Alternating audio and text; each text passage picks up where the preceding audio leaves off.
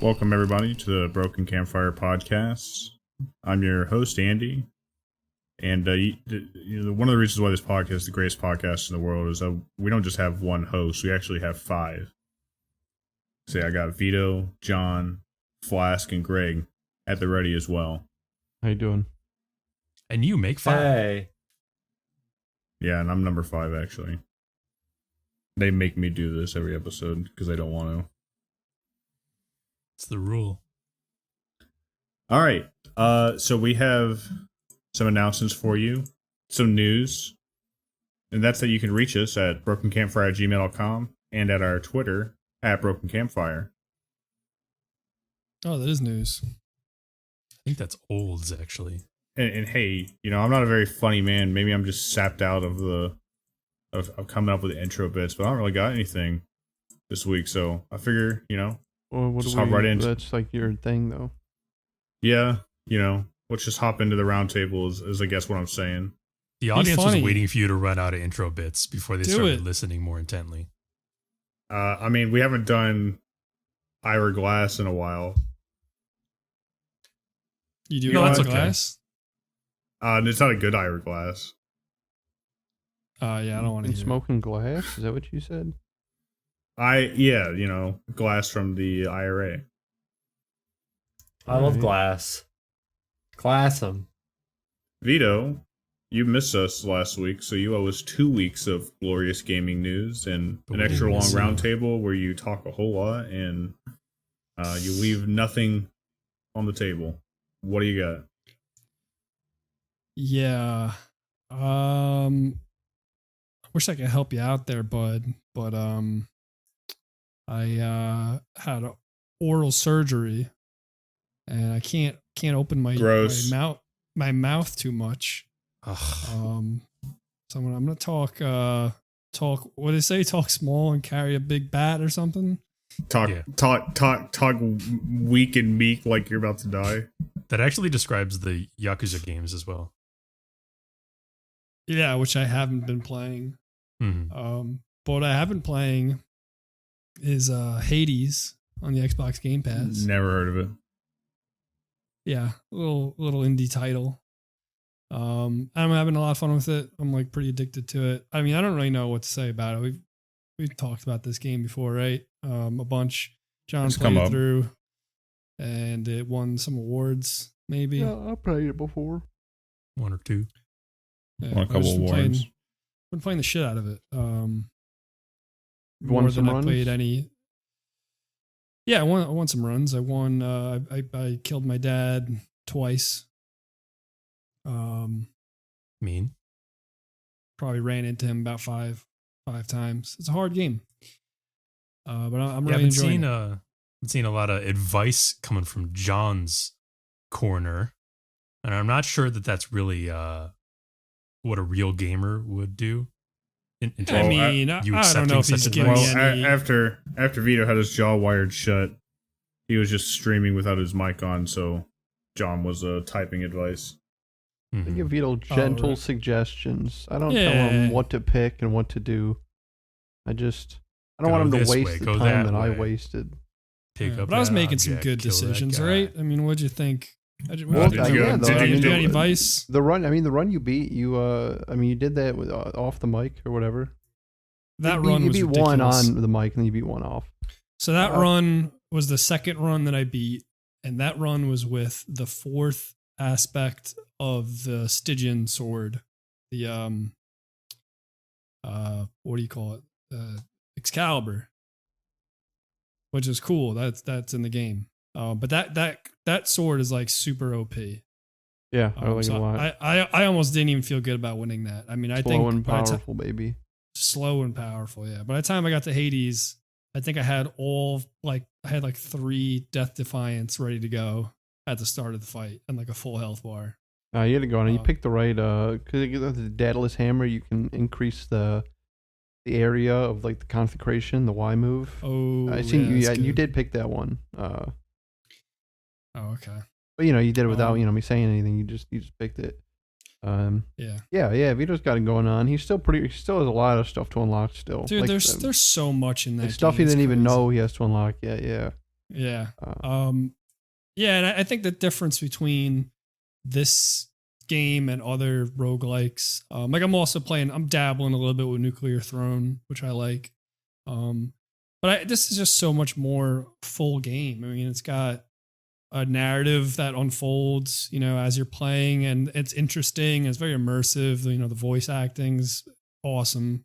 The soundtrack and just all the little bits of dialogue. It's constantly you're just running up against new dialogue. I mean, you'll never hear the same thing twice unless you like really, I guess. Yeah, it's an interesting angle because Supergiant came in from the direction of like fun gameplay loop, but narrative heavy games like Bastion and Transistor that are not roguelites or roguelikes. And then they introduced the aspect of roguelike into Hades, which was so they started with a basis of narrative and then added in the roguelike element. Yeah, and I love that's probably why it's more like that. Yeah, I don't have any experience with like their other games. I know someone was recommending I play Bastion. It's good. Yeah, maybe I'll play it. But if the way that it was being described to me was that Hades is kind of like the culmination of their work. Like you see a lot of that in Bastion. Like I don't know if I would want to go back. Although I do understand they're different games. I'm sure they have different there's a difference between like 100-hour roguelike experience versus like an 8-hour indie game. You know what I mean? Keep that in mind too. Bastion is not that long. Yeah, I think go ahead. I was going to launch into something else. Going. Oh yeah, I would say I think if you dig Nuclear Throne, and obviously you dig Hades. I know I've suggested it before, but I think Enter the Gungeon is a nice mix between them because you still have like that kind of lobby you go when when you die and you have characters you can interact with and you're kind of advancing stuff. It's not as heavy as Hades, it's still more run around, shoot bullet, sponge or not bullet sponge, but like bullet hell, like Nuclear Throne. But it's definitely got that Hades style, with like a hub world and characters too. This guy and his gungeon. Yeah, I think that's what really draws me to Hades, that it feels so full and that the roguelike gameplay is woven into, this story in a way that makes sense. I mean, we're gods that live, that are immortal. And, every time I leave Hades, I die and I come, I start right back where I was. And, it just makes sense within the story and it feels very immersive. Yeah, I'm really excited to play more of that game. That's really all I've been doing, playing a ton of that. I played literally like 7 hours the other day when I got my surgery. Yeah. So, yeah. Wait, you were playing Hades during the surgery? That's pretty intense. Yeah, on my Steam Deck early release. Wow. You should go into that a little bit. No, it's okay. You can save that. Save that for when you get more strength. Yeah. What else? I really think that's it. I've been playing just a shit ton of Hades. Well, that ain't bad. That's it. All right. That's all right. You mean for 2 weeks you've just been playing Hades? I think so. I mean, let me open my Steam library. I think when we played some Ready or Not, we played a little talk about that. Deep Rock Galactic. We didn't talk about that, but we don't need to. Yeah, nothing new. I think the like newest VR and going most on a little unique bit, right? experience was I think the boys did some VR. You were. Yeah, that was it. Just Hades. Huh. Okay. Wow. Just All let right. me Kinda finish. cringe. God damn it. That's it. Moving on. Oh, No. I thought you said let me finish. No. Oh, no. We'll stay here. It's All right, because fine, it's called the fine. wires interfering with his. Look words. look at the dock. I now have checked Yep, myself yep. off on these You're done. fancy new check boxes that you've put on the dock. Yeah. Look how fast that we've come in the 1 week you weren't here. Yeah, it's got I all did kinds of It was new me with the check overhauls and boxes. newfangled document technology. It was Flask. I'm an who did that. innovator. We're on a cutting edge right here. I'll tell you what. All right. What have I been doing the last couple weeks? Last Nah, week. sorry, dude. I just checked you off. Greg, what do you got? You can't that. That's illegal. I think I'll actually be fairly brief as well. Brief and maybe boring. No. Game-wise, Come on. I've mostly just been playing Persona 4. Hell yeah. Maybe I can finish that game before Persona. Elden Ring comes out. I don't know. No, sorry, it has over 1 million hours of content. Yeah, I've got about 999,999 hours in it, so it should be pretty easy. Shit. I guess you are. I've got like 45 hours in the game. That's almost as many bottles of beer on the wall. You know what I'm saying? I don't really have an update about the game, I guess, but I'm still enjoying it. There's a couple things about the game that really piss me off. Like, there's some moments in the game where you have to collect evidence, and it sounds kind of cool, but it really amounts to talking to every character in the game, and some of them are going to give you like cryptic clues about who you might be kind of looking for, and you're kind of just, hoping you find them on the right day, because there is a time limit for these things. So maybe you pretty much just have to search every area of the game on every day, which kind of sucks. Yeah, but people who play those games love that shit, probably. I mean, it is cool in the sense that like when it works, it does feel cool, because like you go talk to Chie and she's like, "Oh hey, I heard there was somebody weird walking around there," and you're like, you go find the weird person. Like, I would say almost like the easy ones are cool because it's just that straightforward. Like when the game tries to make it more complex, like the hardest one was one where I had to talk to like this one girl, then this other girl right after her in a different part of the school. And then on the next day, this cop would appear in this one part of town, and then I had to talk to him.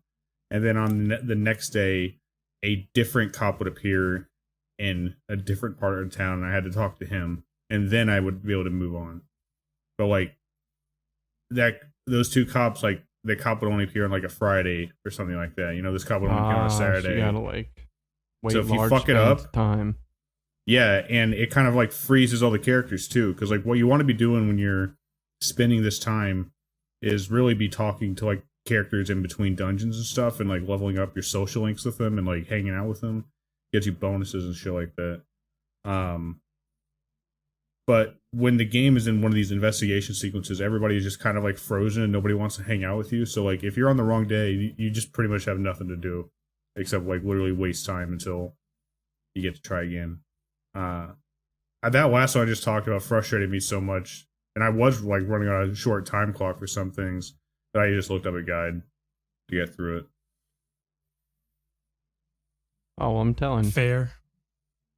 I guess I don't want to just sound poo-poo on the game because I'm still really enjoying it, but that's about all I got. I mean, the game started heating up story-wise, and it was getting me in the fields last night, so it's good. Excited to see where it goes. Next week will be about a different story. You'll be praising the game, how great it is. I still think it's really good. I just I had a particularly annoying thing on my mind this week, I guess. So by the way, how does this game like interface with your I guess I would call it anti-May tendencies? Anti-anime. I would say that like it's it's a good story. It's a fun story with good characters, so I'm able to get into So it. nothing about easy. it really bothers you. Yeah, I mean, there's anime stuff to it that I'm able to look past it for the most part. Okay. The stuff, there's very anime level like homophobia and stuff like that that it's played up for like a joke, and the game does eventually kind of make up for it with that character's story arc, I think. But there's things like that I wouldn't say like they bother me, but it's stuff like I look at, like I roll my eyes and I'm like, I take the story like just quite a bit less seriously, or take the quality of writing like quite a bit less seriously. You know what I mean? Sure. Yeah, there's certain allowances you always have to make with anything that comes out of Japan. Yeah, I mean, some stuff avoids it, but I'm just saying, as a rule, you usually have to be a little bit lenient. But no, I mean, it hooks me on a cool mystery story. There's like a world inside the TVs. something inside that world, or someone outside the world is like doing something to throw people inside the TVs, and you gotta like, for weird story reasons, you gotta like rescue people from the TVs before it gets too foggy outside, and then the fog clears. Yugi. Yeah, that makes sense to me. You know, there's just some like cool weirdness to it, like the absurdity in some ways that like I think kind of drew me in initially, but it does have good character writing, and a lot of characters are fun, so just kind of having fun with it. You think maybe after Elden Ring you're gonna go right into 5? Well, no, actually, I mean, for 5, I'm not planning on playing that really anytime soon, because my ideal is that I would wait until Persona 5 Royale comes to PC. Because I think Persona 5's on PC, right, Greg? But not Royale? Is that the case? Greg? I'm sorry, Strikers is there's this game called Strikers, Persona 5 Strikers, that's on the PC. That is a completely different game. Persona 5 and Persona 5 Royale are not on the computer. Right, there you go. Yeah, so, you know, I imagine at some point, like, I know people loved P4G when it came out on PC, so I imagine at some point Alice is going to port over Persona 5 Royale, and when that time comes, I'll play it. Patience does reap rewards oftentimes. But I guess to more directly answer your question, John, if I could, I probably wouldn't, because I don't know if like I could handle jumping into another huge time sink Too much anime, you know, and also too much anime. But it's certainly not anything like I dislike about the game that would keep me from playing it again, you know. Right. Yeah. You know, I get that. You know, scientists say that your brain literally only has enough physical space for like 100 S-links. So that's pretty interesting. Well, how many do you have? Yeah. Not less than 100. Oh. But I like it that way. Oh. Other than that, I finished the hit Netflix TV series Schitt's Creek. Oh, you watched that? Okay. Yeah, I've been kind of watching it here and there over the years. I had somebody really funny, recommend it to me. What's that? I watched the first couple episodes like a few days ago. Oh, okay. What did you think? I thought I'll probably get around to that. Like I always intended to watch it at some point, for, you know, because I heard good things about it. But right now I was like, I'm not sure I'm in the mood for sort of I don't know, people. The hijinks related to the characters in the show. I understand that it gets like better as the seasons go along, and that the characters have arcs. So that's like the point of their season 1 personalities.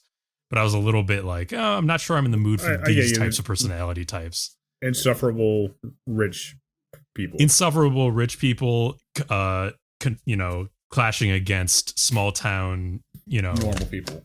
Yeah, but like also kind of assholes in their own way. Yeah. Yeah. So that was my take. But you watched the whole 5 seasons, is it? 6, I think. 6. Okay. Yeah. 6, what'd you think? Yeah. I think you pretty much capped it off. Like, characters have arcs. It feels good to watch. Last season feels really rewarding. It's a sitcom that does make you feel things. I think it's properly like noted for like being a show that, and people say this a lot about shows, but this show really does it, where like it has like gay characters and stuff, and it's like never a big deal. Not even like the step it goes to is like, when we say not a big deal, it's like oftentimes like gay characters are like accepted, and you know they're friends, but like the fact that they're gay is kind of like a thing. Like there's arcs where they have to like overcome homophobia, you know, or they have that in their background or something like that. And like none of that is ever shown on the show. Like the show is just like pretty much everyone is 100% inclusive. You know what I mean? There's never any like weird jokes about it. There's never any kind of like tension about the violating societal norms and that kind of thing. And for that, speculate. It's very smartly written. Yeah, I would speculate that wouldn't that be because you know, Eugene Levy and Dan Levy, his son, co-created the show, right? Yeah, so absolutely. Like and Dan is a gay man, so like surely his influence. I mean, that's good. That's great. That like his influence allowed it to be kind of a balanced take on homosexuality and. But I I guess not to like traps. not to like disparage any like gay creators who came before him, but like I think there's a difference between like the like gay friendly media where like the fact that a character is gay is a subject versus gay friendly media where like the fact that the character is gay is like a facet of that character. Yeah. You know what I mean? That's not really ever confronted because it doesn't need to be confronted. Yeah. It's just some people are. I'm just more like pointing that out as like a hallmark of like that there is a lot of thought and smart writing put into the show. And of course, Eugene Levy and Dan Levy and what's her name, the main actress. I can't think of her name. They're all great to watch. She's been in a bunch of great stuff. Yeah, they're all great to watch. They're funny people. Yeah, I'll see I think pretty quickly, Flask they find a little bit of humanity that you can latch on to. Though, like, it definitely does substantially improve over the seasons. That's good. That's all I got. That's my roundtable, and that's the podcast. Good night, everybody. Say small round tables. Well, we didn't talk about our tables. Lost Ark characters yet. Thought that was gonna be a group segment. Lost Ark? You kidding me? Yeah, you go first. Yeah, we're on Lost Ark, right? That's like the big thing. Or I We guess that was got- the big we- thing last week. You guys probably talked about it already, right? We do have some friends that are no lifing Lost Ark right now. Yeah, and us? they're lost, Nobody here? bro. I got nothing to say about it. They're lost to us. Speaking By the of way- oh, go ahead. No, just Catherine O'Hara is her name. I knew Right. it started with like a K sound. Catherine O'Hara. Right after the finale ended, this like behind the scenes post-mortem documentary type thing talking about like the show from the actors started playing. I was doing some other stuff, so I just let it play, and she had a fun bit about how she initially just kind of like did like a few scenes over like 14 minutes with Eugene Levy as like a favor or like a friend thing or whatever, and then like when he called her and was like, "You want to do a whole series?" She was like, "Hell no, are you kidding me?" And they have a fun bit about how they got her onto the show. That's fun. I like stories about just like unlikely castings and stuff like that. Like people not thinking they're going to do it or not going to do it or whatever. Yeah, for sure. One of my favorite people in the show is the sister of the family, who's played by Annie Murphy, I think, who we just mentioned an episode or two ago about when we're talking about the Will Arnett series Murderville. We did talk about that on the pod, I think, right? Yeah. I don't remember talking about that. I on the remember hearing podcast. about it, and I feel like I wouldn't have heard about it unless we were talking on the pod. But anyway, Huh. she's great, and her story on Schitt's Creek is also that, well, not quite the same at all, actually, but she was a actress who is, they always say like a day before quitting is a young actress who failed, and then she landed the 6th series. She's great in it. Yeah, wasn't it like there was another actress who played her in the pilot and then she needed to be like recast on short notice? I want to say it was something like that, yeah. Yeah. Okay, well, with no further ado, Greg, I'm sure that you've got a lot to talk about in the Hey. last week or so. No You ado, sure Greg. bet I don't. What? Excuse me. I'm gonna talk about 2 things because I've really only been doing 2 things. Besides Final Fantasy, of course. Okay. So I watched a TV show that I found. Called Smiling Friends. Oh yeah, I It's watched a, that too. It's an animated TV series on Adult Swim. It's by Zach Hadel and Michael Cusack. I know Zach Hadel. He's more known known online as Psychic Pebbles. He was like one of those like Newgrounds guys. Came out of Newgrounds. Yeah. But they made this show called Smiling Friends. It's about excuse me. It's about this charity group called I think it's literally called Smiling Friends Incorporated, and it's just a group of people, and they are basically just trying to bring happiness to the world. They take on jobs to make people smile. Yeah, to make people smile. And there's 8 episodes. They just got renewed for a second season. And this I found very, very funny. It was like my Rick and Morty, I guess you could say. I was gonna say, I think it kind of has that like fun, off kilter vibe that Rick and Morty had, where the premise allows it to go pretty much anywhere. So like any episode could take you anywhere. You know what I mean? That's so interesting because I watched the pilot, the one that had Mike Stacklasa voicing the depressed guy, and my distinct impression was that the show did not have a lot of potential to go places because the premise seems so limiting. But I've heard only good things about this show on the internet, and you guys are saying that you enjoyed it. So, like, how does it become varied like that? Well, I don't want to shit on that episode because I thought it was fine, but I do think that is, and it's the pilot. You know, often that's the case. You know, they're still finding their voice. I would and whatever, agree. and If what you're gonna say, John, that's the weakest episode. I found it to be the weakest one out of the 8. Yup, 100% agree with that. My favorite episode was the Halloween one. I think I don't really like that one. That or the Enchanted Forest fucking killed me, dude. I did like the Enchanted Forest a lot. Yeah, so yeah, there you go. Okay, so this is a good, without spoiling anything, that's a good example. So Enchanted Forest episode. I forget why they're there or who they're helping make smile. They get hired to make the princess smile. Oh, there you go. Okay, yeah. Anyways, it basically turns into like a Lord of the Rings style adventure. You know, and there's one episode, you know how it always happens. They go to hell. You know, there's like a hell episode, and they even have like a Halloween episode in there and stuff. So they definitely get varied. And like it's funny, like the Lord of the Rings, like the fantasy episode, like the animation, like for the characters is like completely different. Like the main guy that they're going with actually looks like he came out of like The Hobbit, like the old like movie cartoon. Like he looks the Ralph Bakshi. Yeah, totally different like animation. It's it's super a pretty funny cool show. With that. And I mean, they're small episodes. They're only like 15-minute or 20-minute episodes. Yeah, I was gonna say that too. Yeah, yeah, they're very digestible. You know, the concepts are, you know, the ideas of the episode never really overstay their welcome. Yeah, I dig it. So they're willing to get the kind of like surreal and over the top creative with both the settings and characters that they're helping to smile. Oh yeah. Yeah, I would suggest, I would say the Halloween episode is probably the most varied in like in terms of that, and even in like animation and stuff. But they're all pretty solid.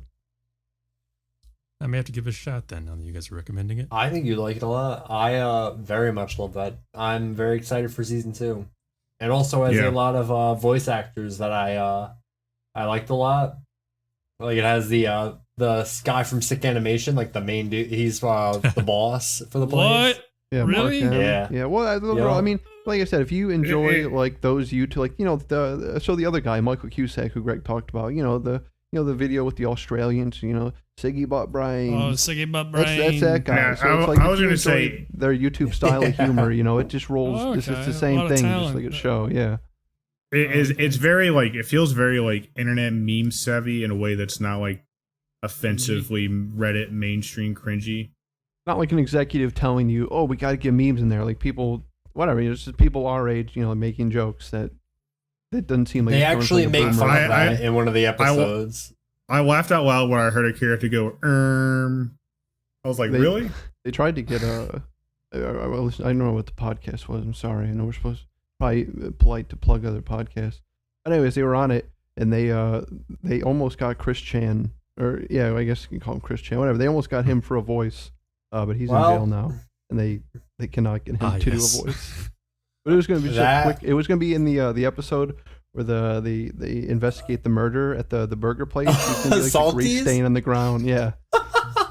He was gonna be like, I could have done it, but I didn't. Oh, the grease. Yeah. It was supposed to be his only lines, but yeah, he ended up going to jail, so they couldn't do that. Man, I gotta check that show out. That sounds funny. Oh, yeah. I was definitely not expecting to see just straight up Mike's Plinkett character in the first episode.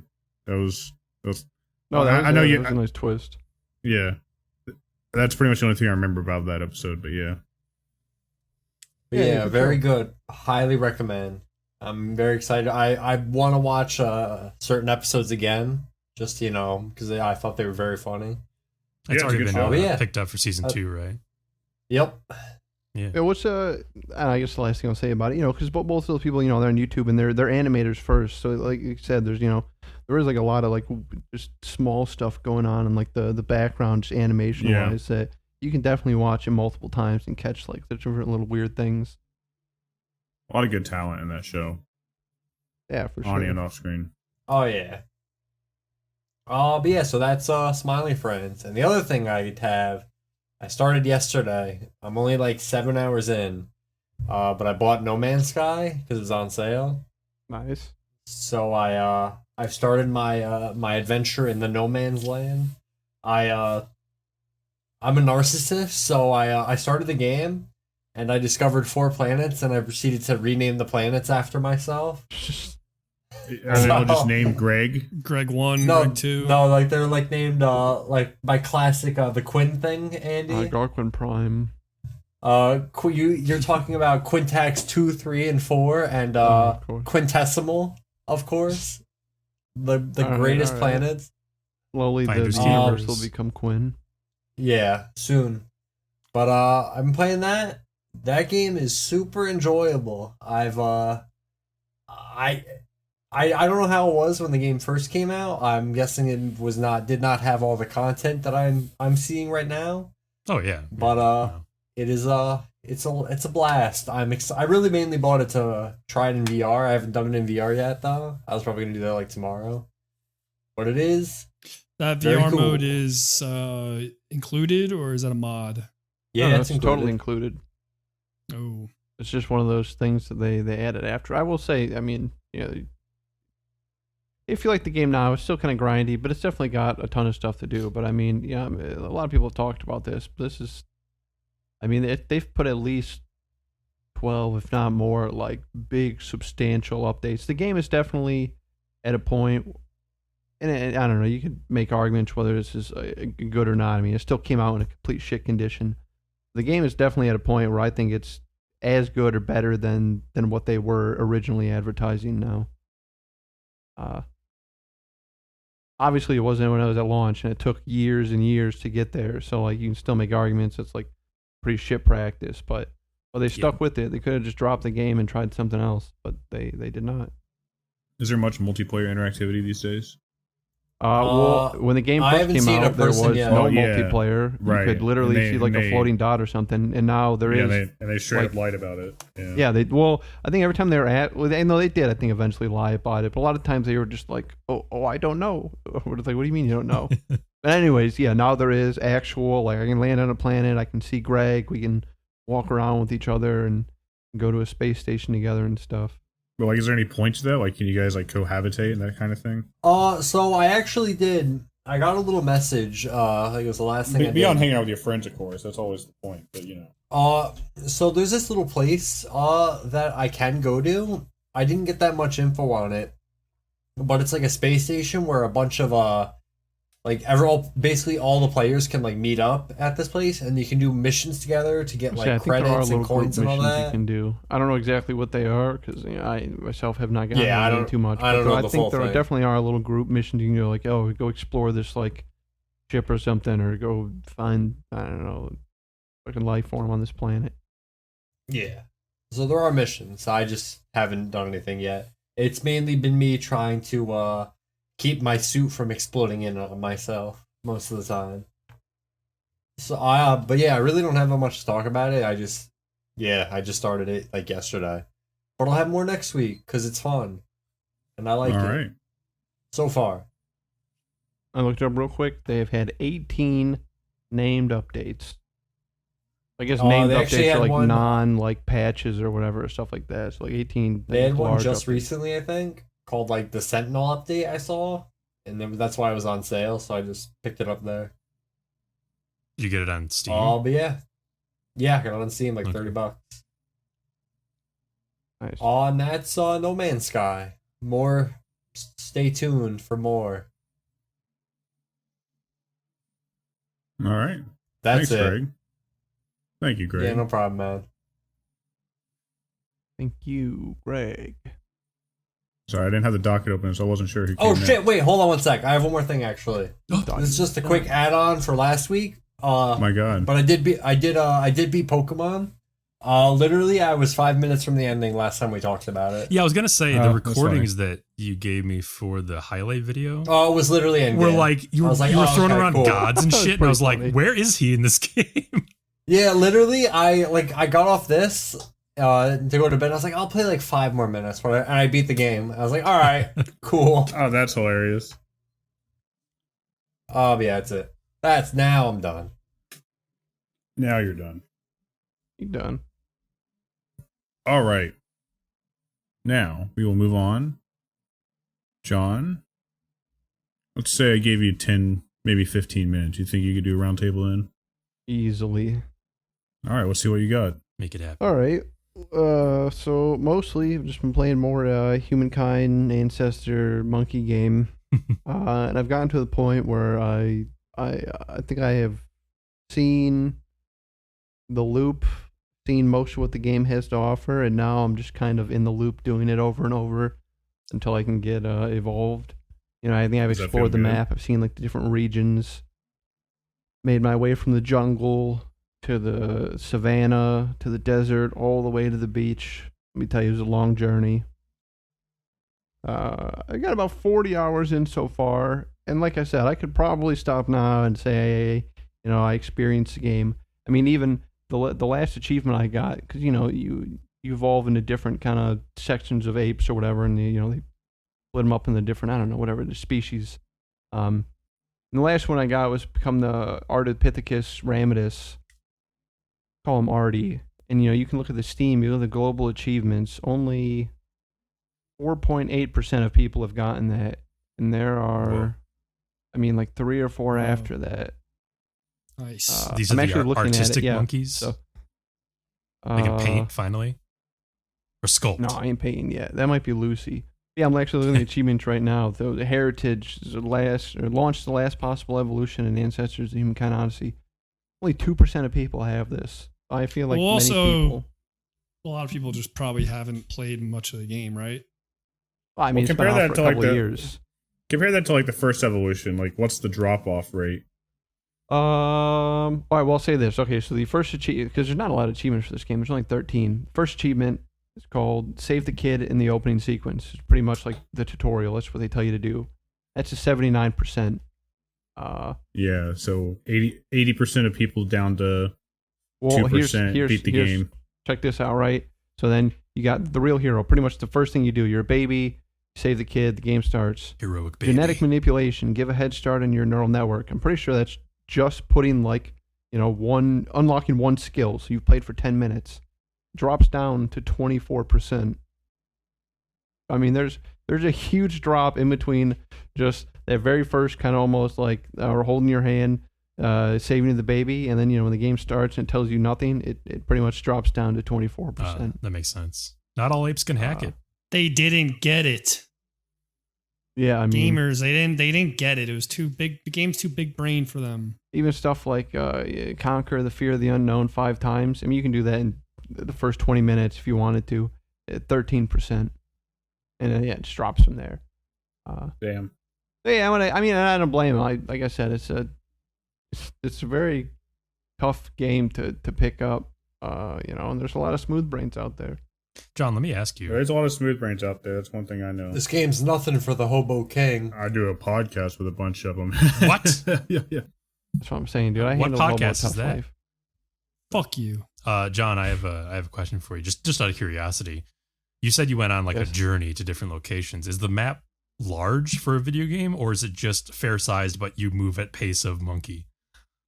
I'd say a little of both. It is pretty big, definitely. But you also do move pretty slow because you're an ape. Yeah. Especially the further you get out, because you start in the jungles. There's tons of trees to swing through, and obviously you're an ape. That's what you do. And as you start to move in the savannah, you get obviously less and less, and then you hit the desert, and it's a desert. You're lucky if you see like some sort of fucking broken down like husk of a tree every now and then. Yeah, not only is it's a decently sized map, but like the more you progress, kind of like the more it's kind of taking you around because I can only walk on 2 feet for 4 or 5 seconds at a time so far. Look, a working 1997 Ford Taurus. I hope it has fuel. And I don't know, I can't pull it up now. I think I yesterday when I was looking through these reviews, or not yesterday, but last week when we were talking about it, there was a review that said something about being able to ride horses, and you absolutely cannot do that in the game. And I don't know what the fuck they were talking about. Oh, they were watching Rise of the Planet of the Apes or whatever. Or they probably were. Yeah, there's definitely like zebras in the game. You can like spook them, but you cannot like jump on them and ride them. That would be sick Yikes. I can't believe John didn't unlock the horses yet. though. Yeah, I know. I just admitted it live on the podcast. Fuck. 75% of players unlock horses, right? Nah, I bet he hasn't even less than 5% easy. I bet he hasn't crafted the gun yet. Don't worry about my coconut gun. You don't know what I craft. Coconut gun? Yeah. All right. So that's Ancestors, Humankind Odyssey. Still going strong. Still digging it. Monkeys. And then in watching news, Vito, cover your ears. You're not allowed to hear this. I got tired of waiting, so I just watched Peacemaker. Ooh. I also saw the first few episodes of it. Yeah. Well, the last episode What just the came out today. fuck? It's only 8 episodes. Yeah. I mean, it's solid. It's definitely, I don't know, a James Gunn thing. You know what I mean? It's got all of his marks. Yep. Music, fight scenes. Like the deadpan guy doing like really weird stuff, but acting deadpan. Like characters with dad issues. Hey, it's like a James Gunn thing. If you like him, you like this. I mean, I thought it was pretty solid all the way through. You've seen the first few episodes. What'd you think? Yeah, I thought the same thing. Like, it's not spectacular, but it's you nailed it on the head. I could say the same thing about almost any James Gunn movie. I don't know if it's as good as his movies are, but I will say it does turn up. I mean, it's only 8 episodes, but I think it does turn up as the episodes go on. Like I finished it today, and I was like, yeah, this is a good, satisfying ending. I think John Cena continued to be good as Peacemaker. He really is just naturally that role. Like, I don't see him as John Cena. Yeah, I got no problem with him. Like I said, I mean, I'm not a huge fan of like I'm a really kooky guy and I say really weird things, but I I play the straight man. And like, it kind of gets old or whatever. But like, he does it really, he does it well. And that's like his thing. So it's fine. I'm sure it's no surprise, but I think it was just yesterday that it got renewed for season 2. Oh yeah. Yeah, I'll believe it. Well, yeah, it's good. It's worth checking out. I think the weakest part for me is probably Adebayo. That's her, right? That character. She kind of has the emotional anchor of the show, but I don't know. It doesn't feel fully fleshed out and like realized in a way. And I don't know. The actress. How many is episodes like, did you finish the series? I have not yet seen this last episode. Okay, well, all right, then it's not going to change too much then. Yeah, I agree with you for the most part. I mean, I thought she was fine, but definitely. Yeah, fine. I don't know. I feel like the weakest of like those core characters. And it's not like it's the fault of them trying to. I don't know, because it's not like the show shouldn't have some emotional content or like some more serious content or something like that, like character stuff. Just every scene with her trying to like emote and hold that for the show is like, I don't know, it kind of drags it down in a way. I'm not sure exactly what it is. Because it's not like she's doing a terrible job or anything. I feel like the show did those kind of stuff even just like on its own without her. It did have some emotional moments and stuff. Yeah. It just seems like a weird character to throw in there. I don't want to put any spoilers out there. We can talk about it later. But yeah, maybe like that's what it is. Plot She's not device quite character. Like the jigsaw piece of her character is not quite fitting snugly. Yeah. Yeah, but overall, I dug it. I watched the finale today. Yeah, I recommend it. All right, cool. Peacemaker. Cool. That's definitely on my list. You got anything else, John? Oh no, that's it. Wow, that was pretty quick. All right, well, we'll come back here in, I guess 20 seconds or so for you In a with flash. some news and some Flask Stay tuned for news and Flask. Mostly news. Flask will be quick, I promise. No, what? You can't promise that. Yeah, you can't promise it. You don't. That's Flash. We'll see you soon, listeners. Remember how Vito screwed me over last week? Well, now we all reap the consequences of that. No. Yeah. Fuck.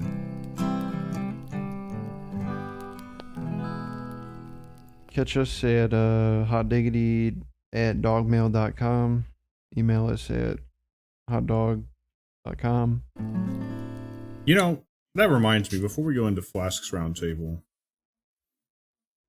you guys can ask John or me anything you guys want to know about Dungeons & Dragons 5th edition. We're kind of experts. Oh, yeah, you could say that, yeah. We haven't talked about that in a while, but that is definitely taking up our time. We're doing it once or twice a week. More regularly once a week these days. Playing a D&D with Eagles still. Still a lot of fun. I think last night, if I'm tracking right, was our session 8. Wow, already? Really? Hey, we've been playing a lot, man. That's crazy. Oh, yeah, I'm having a good time. I got only good things to say about it. Are you enjoying guys the are- Arcanum world now that you've lived in there for a while? Yeah. I mean, the amount of work, Eagle puts into making this stuff is always impressive to me. Yeah, for sure. There's a lot of Fleshing out dedication the behind it. characters, having Yeah. them talk, the dialogue and stuff, just all of it, for sure. And also not railroading us at all. Like, just totally letting people do whatever they want. Yeah, definitely. It would be easy once you, construct something like that to, push players where you want them to go, but he doesn't really do that. Yeah, no, it's a good time. Once Vito makes his characters, I'm sure we'll get around to I was just playing, gonna say, again. I was literally just gonna say, don't worry, Greg, I got that character coming in the It's got it tubes. coming. It's got it coming. I'm going to have to remake my character because, I do not, I know so much more now than I did when I made that character. But I'll wait for Vito to make his first. Yeah, you guys are a bunch of nerds. That way, Nice. we all will submit our second draft and wait another year for Vito to make his second draft. As you guys are talking about this, I'm starting to think that on your character sheets it reads Charisma 0. I actually do have. Charisma is Right? an 8. It's pretty Right? low. I actually do have Charisma 8 as well. Yeah. Yeah, we are kind of some trolls. Yeah, or some. You don't want to talk to us. John I'm and me, we're wise after. as fuck, though, dude. John and me, we're very different characters, but at our heart, we're both. We both just like being strong. In fact, I have 16 wisdom, so I'm doubly as wise as I am charismatic. You can take that, put it in your head however you want, but those are the numbers. Yeah, but I'm 18. The numbers are intelligence, suspect. So. The numbers are suspect. Yeah, but you're probably smart enough where you're depressed. So Yeah, I mean that's yeah. got him. Yeah. You got me. Fucking Flask. Hi. After that excursion, I'd like for you to retale us with what you've been doing in the last week, and also extending it out to maybe 2 weeks because you had something last week for Vito. Yep. Yeah, it's All true. right, what you got? Sounds First good of to me. all, I've played over 20 games of Wordle now, and I've yet to lose a single game. I just want everyone to know. Oh, nice. I think I played 5, but I haven't lost either. So we're kind of the same Wow, you guys are Mhm. pretty much ratio. But we're there's both hitting, a big we're both cap. 100 hitting for Oh, 100. yeah, you're both Well, no, Right. uh, It's exactly but the same percentage, except for though, this yeah. huge John- gap in skill and John, experience. can you explain to him how percentage-wise percentages on work? paper. Yeah. On paper, nobody would ever know that you were different. You know what I mean? They would just see the Yeah, but numbers are a 100. whole other thing. This is about words, and words are Yeah, but I bet you're- I'm good with words. I bet you're Words doing good. measly. Vito is me- good at words too, though, because he's 100% so far. Exactly. I Yeah, bet but you're I'm doing 100%, measly but that 5-letter doesn't words. even- I bet you're not even doing 7 or 8-letter wordles. You hit the 7 or 8s? Oh I'm yeah, doing the regular Wordle. he's just I doing didn't the even know he's they just had doing the 7 regular or ones. 8s. Oh, they do. You go to settings, they got a 7, maybe not 8. They got a 7, I mean, they go up I didn't all even the know way. about I mean, if it's not on the regular Wordle, there are like Wordle knockoffs. Oh, you Wait, got Goes some I know there's dank word level. alternatives or word turn. You have some See, I got my alternative ear to the Yeah, to the Wordle. Well, they got one called Quirtle. That's like you What do the like fuck, four dog? A bunch four at the same once. time. Yeah. Oh, God. So yeah, I guess just to In come the end copycat. Flask's roundtable, I'll just say, get on my fucking level, Flask. Are you I'm guys better than ever- you. I'm Don't better you than ever you. come at me Are- like are that you- ever again? Are you guys bothered that people are recently talking about how Wordle is solved and there's strategies to basically win it every time in 4 guesses? Yeah, that was me.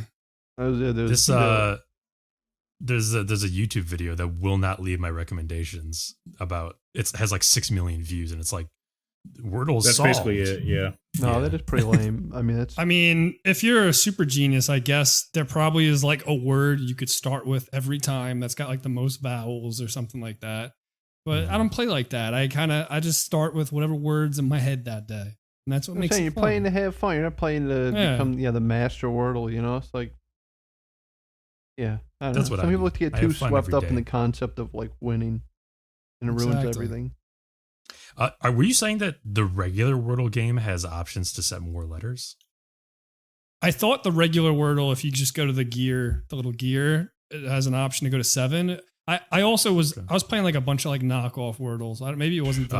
Oh, Maybe legit see now. but I'll just I check it did out, think 'cause I that was the. Here's I the thought thing that one on- was the real one. now in the paper, you know, in the paper there's boxes, and you may not be in the same box as Flash with your 100% if you weren't playing the same Wordle. You know, I mean, I can't give you the same 100%. You had 100%, but you can't get the same 100%. Your words may be for like donkey brains. I'm not saying they are. I'm saying they could be. Right. His words are probably like. Well, they got bought by what, like the New York Times or something? Yeah, his Yeah. words got multiple syllables, man. I mean, you can't talk bad Yeah. with the New York Times. I think I had a really funny experience where burn your tongue or something. when I refreshed the page after New York Times had bought them, it reverted to like Oh, black classic. text on white Oh. instead of the bright text on a dark background.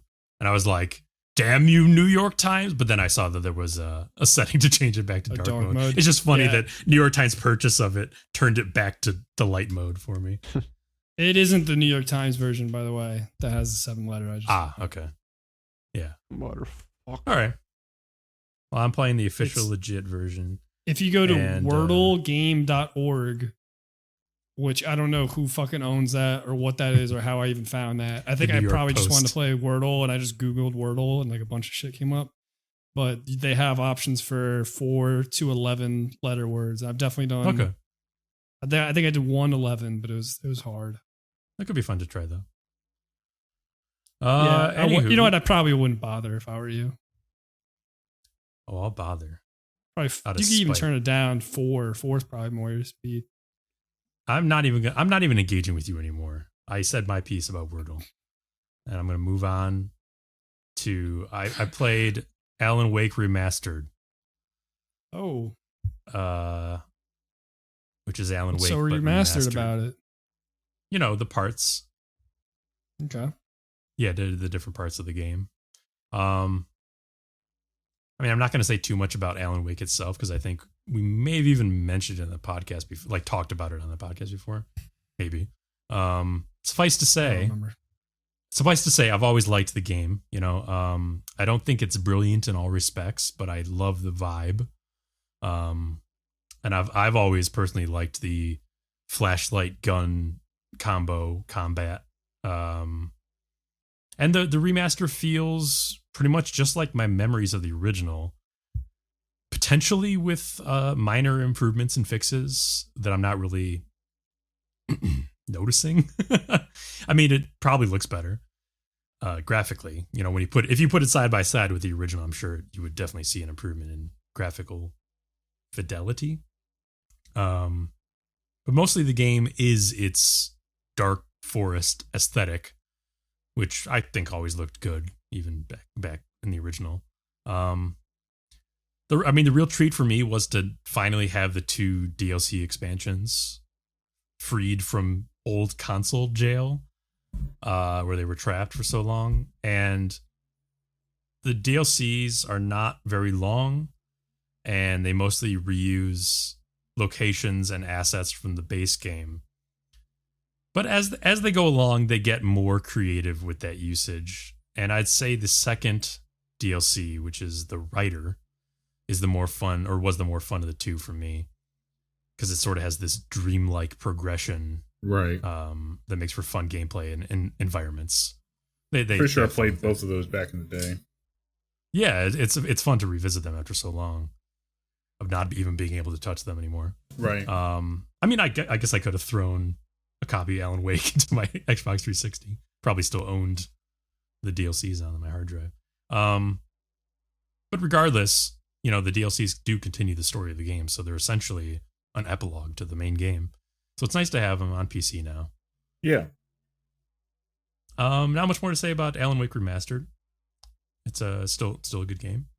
But I did also play Alan Wake American Nightmare for the first time. Oh, I had never played it before for some reason. It was because it was originally an Xbox arcade title that was then ported to the PC along with Alan Wake. But I enjoyed it a surprising amount after playing Alan Wake. I think I thought it was just some kind of challenge mode game. And maybe that's what the arcade mode is, because there's a story mode and an arcade mode. So maybe that's what that is. But there is a story mode. And I like that it's basically a series of hubs that you're exploring around. You're like picking up items and doing tasks. And it's just a kind of a pleasant thing. It definitely fits for that Xbox arcade feeling. But like high budget Xbox arcade title. I would say you definitely start to feel the strain of its scope because it repeats itself, and you end up in a bunch of like enemy wave encounters in the same areas over and over again. But it never got too bad. It only did it like 3 times for each area, and that's just the limitations of the scope of what they were going to make here. And they give you enough tools, like weapons and items to use that you have fun with it the whole time. They always outfit you with enough fun stuff to have a good time at the combat. One thing that did surprise me about that was how good it looks. Like, so this is not American Nightmare is not part of the remaster. This is just I'm playing the PC port from 2012. And it's not necessarily, I'm not talking about like it's modeling or texturing necessarily, or because even though that stuff was improved from the base 2010 Alan Wake, they did improve that a little bit. But those are of the era. No, it's in how those things and the lighting generate an atmosphere. It's kind of a different atmosphere from the original Alan Wake's foreboding dark forest. And American Nightmare is nicely different. It kind of has like an American Southwest, both setting and aesthetic to it. Kind of like warm colors, and yeah, it just looks good. Surprisingly for a 2012 game, especially after I had just played the remastered original game. Yeah, cool.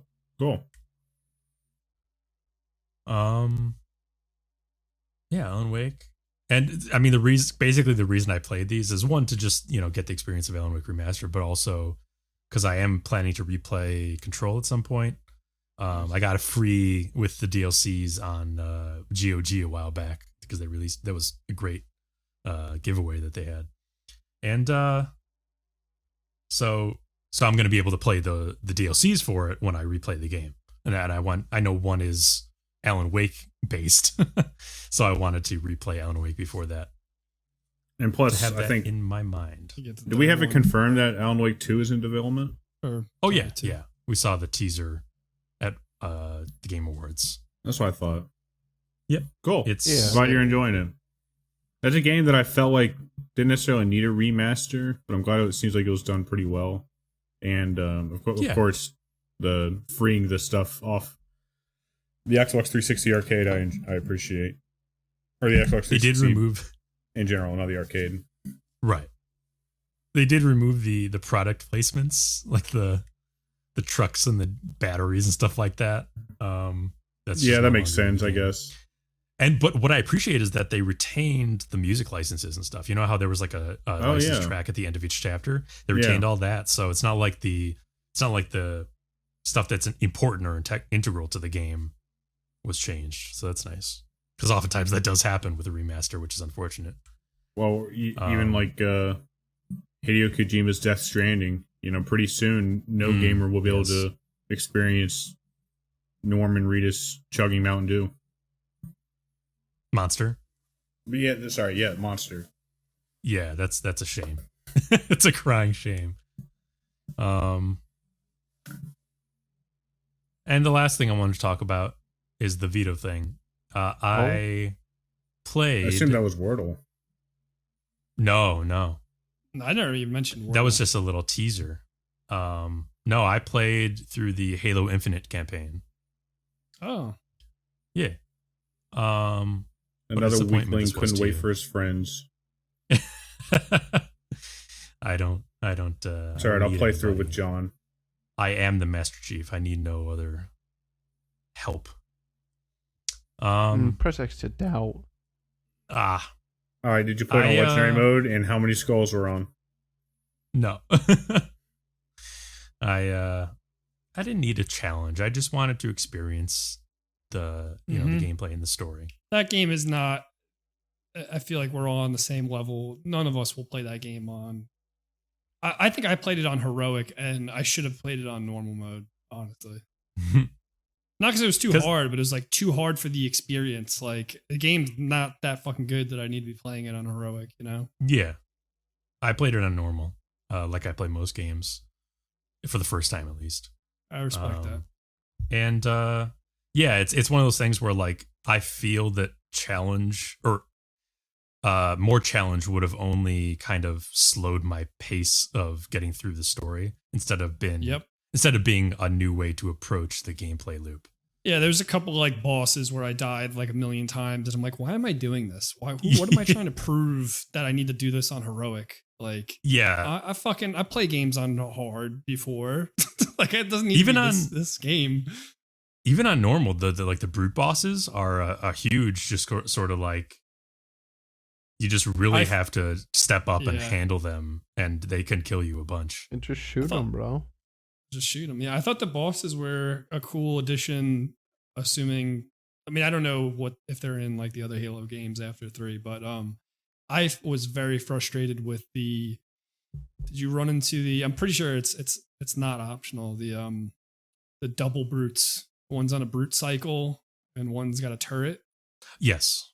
Yeah. Oh, I basically 100% of the game, I believe. So yeah. Oh, okay. I did the exact opposite. Did you enjoy the base stuff and the going I did. I'm going to get into bases? that a little bit, I think. I did enjoy that, but that's partly because my brain is wired to enjoy stuff like that, I guess. I enjoy Assassin's Creed games and other games with the model of I'll get into that, but I just to pick up on your point about the two brutes. I think what I did was like get a vehicle and use that to take out the vehicle brute, and then handle the other one, like kind of dancing around him. And that like wouldn't have been an option on heroic for me. Like it was literally just if you were out in the open, you were just gonna get like insta killed. Understandable. There are a few where like you're coming in a vehicle or something, and a boss will just have a weapon that instantly kills you with one shot and stuff like that, even on normal. Spoilers for the Halo franchise until 10902. Anyway, yeah. So I even watched story recap videos for Halo 4, which I did play, and Halo 5 and Halo Wars 2, which both have stories that directly tie into this one. I also watched the recap of all the stories up until this point. Okay. Yeah, makes sense. Doesn't seem to matter, though. Yeah, not really. It's funny, doesn't seem to matter at all. Because I did not play Halo 5 and Halo Wars 2. But yeah, it seems like not as much, not so much. Infinite Story feels like it doesn't effectively communicate new information, or like the world building or even stakes or anything like that. It just doesn't care, is what you're trying to tell me. Kind of, yeah. Like what Vito was alluding to there is like, it kind of doesn't matter that it's following up on the stories of Halo 5 and Halo Wars 2 because it kind of just drops whatever it had going and then does its own thing, but only like half-heartedly in the narrative department. I don't know. The big bad at the end of Halo 5 dies off screen, right? that was the case. And essentially, then, or maybe that was Halo 4, and then at the end of Halo 5. Well, I guess, are we in spoiler territory? Well, Halo 4, the big bad of Halo 4 essentially dies at the end of that game. And then the big bad of Halo 5, or who is the big bad of Halo? I don't even know. Whatever. I could be mistaken, and I honestly don't care, but I did think that both enemies at the end of Halo 4 and the one at the end of Halo 5, definitely Halo 5. I thought that Halo 4 was like the, what do you call it? The ancient fucking... The Didact. Was he the Didact? Doesn't he He's die? A forerunner, yeah. Doesn't he die after the game? In between 4 and 5? Okay, so at the end of Halo 4, spoilers, I guess. At the end of Halo 4, he falls into like a portal. And so he's not dead. He's just somewhere. He's gone. He literally dies, I believe, in an associated comic book or coloring book. I am not sure. God. I'm not sure which it is. I heard something about a coloring book featuring the next appearance of the Didact, the main villain from Halo 4. That would be incredible. But I think he might die in a comic book that everyone in the Halo fandom hates, which is insane. Amazing. And then the brute bad guy in Halo Wars 2. What's his name? He's Atriox or whatever. Atriox. Yeah, Bruce. Yeah, nice try, John. He dies like off screen, or he just that's goes where away. That line from it's unclear. He just goes away. Yeah. John Halo and then says that. Also Cortana is the big bad at the end of Halo 5, and she dies before Halo Infinite even starts. Yeah, it's so off screen, strange. Completely off screen. Yeah. So it's like doesn't matter what happens in these games. They're just gonna. It makes you feel like you're starting in medias res, and then they'll like flashback or go back or something like that. And then we're just starting here, and you just have to deal with the fact that a lot of important shit happened off screen or like in books that you haven't read. Do we feel like important shit is going to be included in like DLC updates as like little mini? A lot of people have been speculating that. Yeah, that seems like what they might do, just because we're left on such a kind of a low key. I don't know. The whole game goes kind of low key and flat, and then kind of doesn't rise up at the end.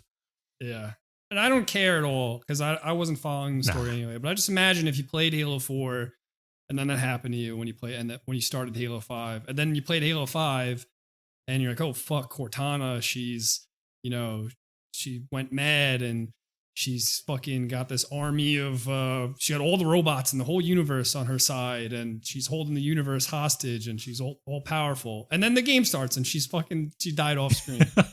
like what? Never mind. Yeah. Yeah. I mean, I think a lot of people who are fans of Halo did not like that Cortana storyline, and that's why they basically dropped it. But then when it was dropped, people were like, well, you can't just make up that storyline. And even if people didn't like it, and then because people didn't like it, just not do it. You can't just follow through on what you started. It's lazy. It's lazy. And whatever the story of Halo Infinite is, it just feels like it wasn't well put together. Even if I didn't play Halo 4 and Halo 5. It's also so disappointing because I genuinely liked the world and lore of Halo before 343 got their hands on it. Same. Obviously, there were mysteries that 343 then proceeded to sort of plunder, especially with the Forerunner stuff. And from what I've heard, there's extended universe materials like books that were made during the 343 period that are actually good. Like there's a Forerunner trilogy that a lot of people praise, but I don't know. It's just been like plundered in a very strange and uneven and messy way. And so it's sad. I have questions for you, but I want you to take us through as if like Sure, I sure. imagine, I definitely you have had more to things say. you wanted to say. Yeah, I had a note about the stuff that happens in the Halo novels that directly ties to the game events, and you don't know that information without reading the novels, which is frankly just bad form on the part of video game storytellers. Like, find a way to inject that information into the game. Don't just leave it out. And the pacing of the way the story progresses is just not nearly as good as the older games. And I can't even lay that at the feet of like the open world design, because I'm talking about the mission to mission pattern feeling sort of lackluster and disjointed in a way. It's like me, it felt like the campaign was the level design and the pacing is the result of this campaign. Feels like it was put together fucking last year. Like, yeah, quickly, very quickly. It does feel like that. The levels are uninspired. I mean, what did you think about the whole open world thing? Did you feel that lended itself to Halo? I mean,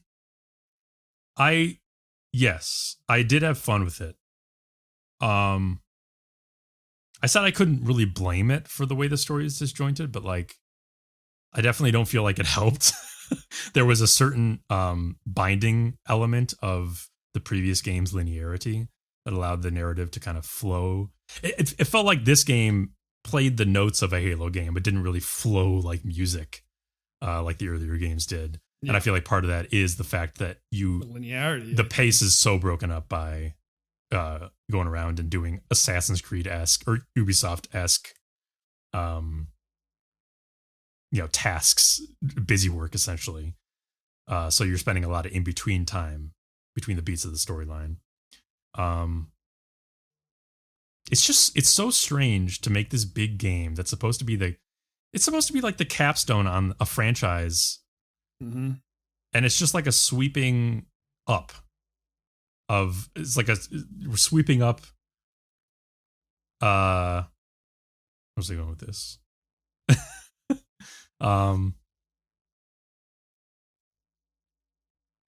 Yeah, it's like a hurried piecing together of past events that happen off screen.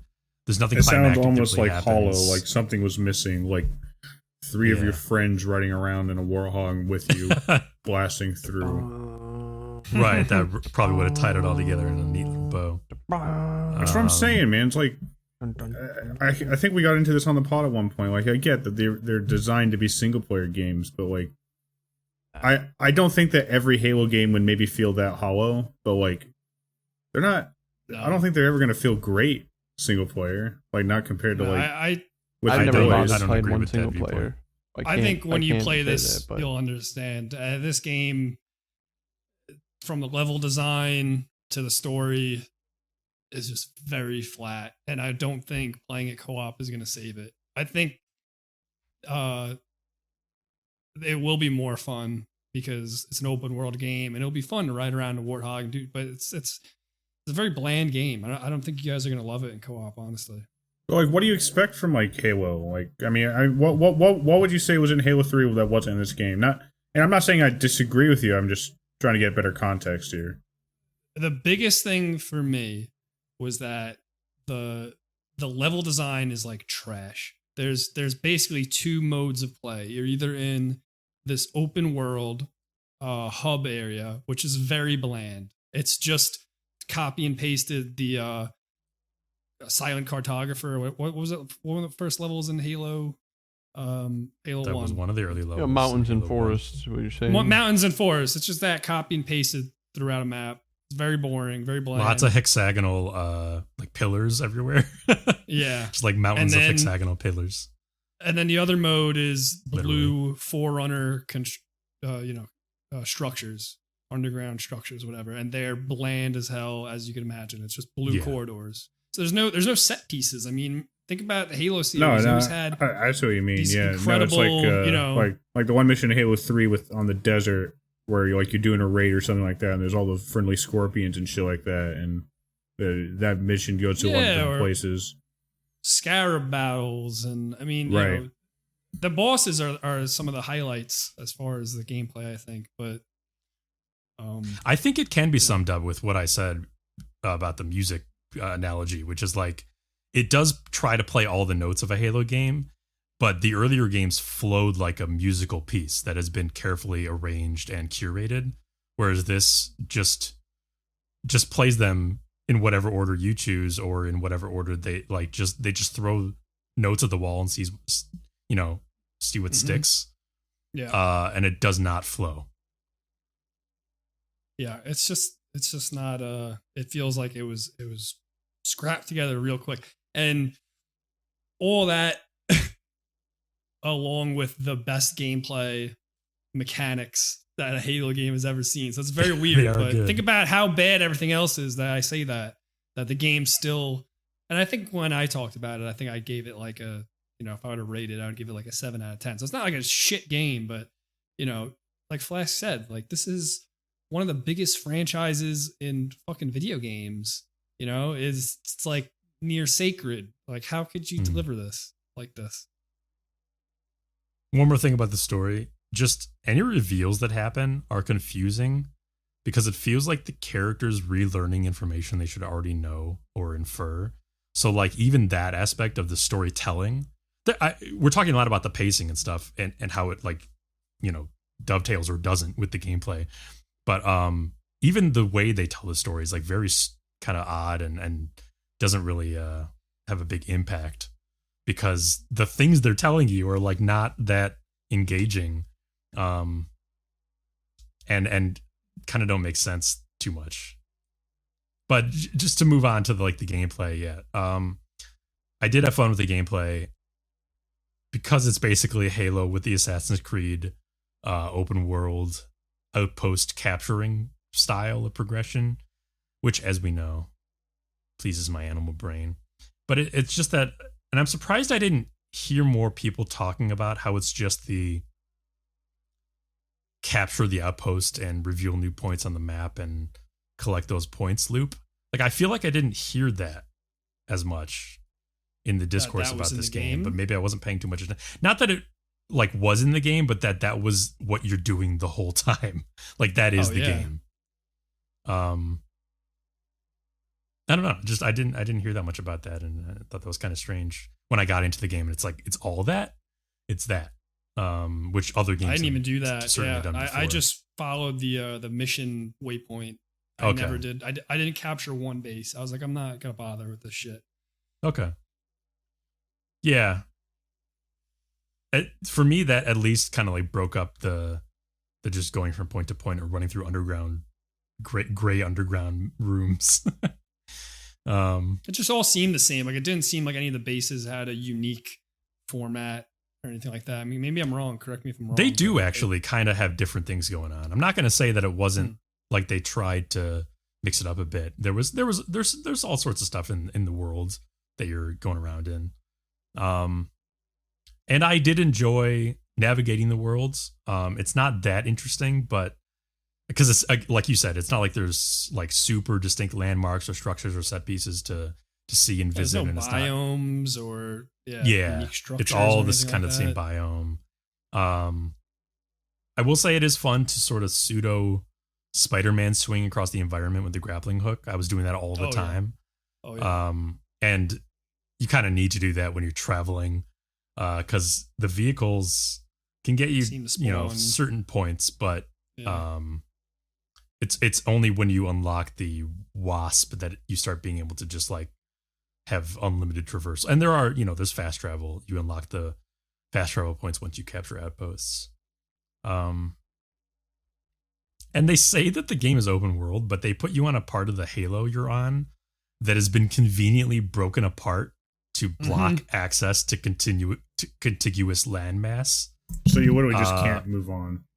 You literally just can't move on until you complete certain, gates, essentially. So it's not open world. To the next area. It's literally just not really. That doesn't sound like open world to me. No, you can't just like skip to a more crazy part of the game or something by just going over there to that mountain. It's just area to area to area. It's definitely more open world meat gates than any other Halo game, obviously. True. But yeah, True. You're right about that. And I would have actually preferred the feeling of going around to different parts of the ring and like taking it back from the banished and still have open areas to cover in each new location. Like you're saying, Vito, there's no biomes. It's just like hilly forest, hexagonal mountains, stuff like that, rocky ranges, and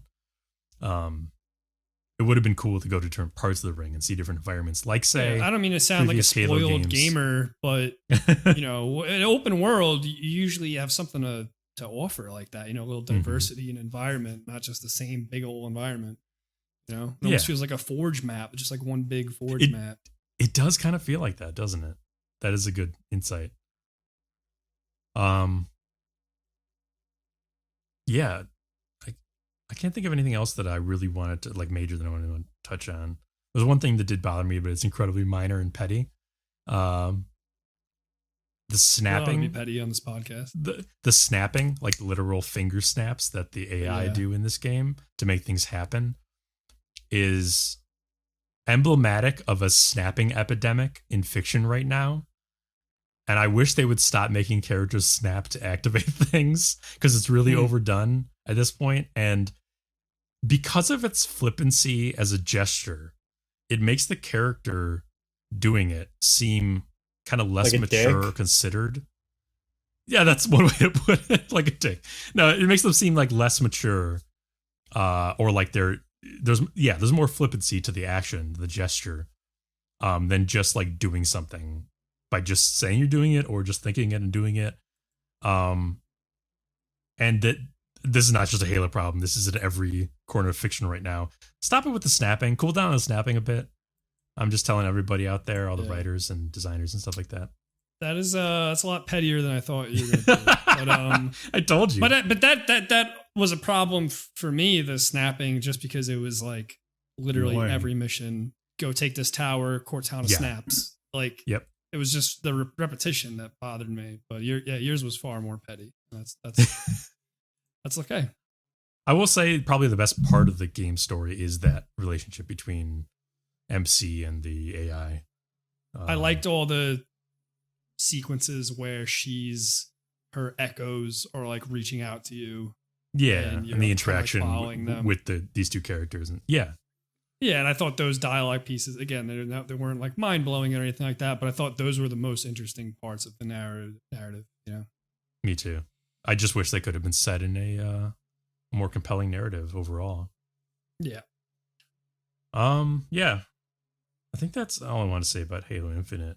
Did you have any other questions about what I thought, Vito? No, I think you laid it out. Laid it out good. Story. All right, folks. That's the Halo Infinite podcast. Yeah, we're never allowed to talk about Halo Infinite on this podcast again. I don't want to hear another word about it.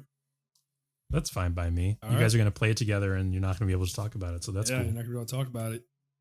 No, we'll talk about it then, but only when I say it's okay. No, you said no, so it's no. Yeah, sorry, but I snap my fingers. I and I say nope. But I could also unsay it. Look. Nope. Too bad. Bye. He snapped.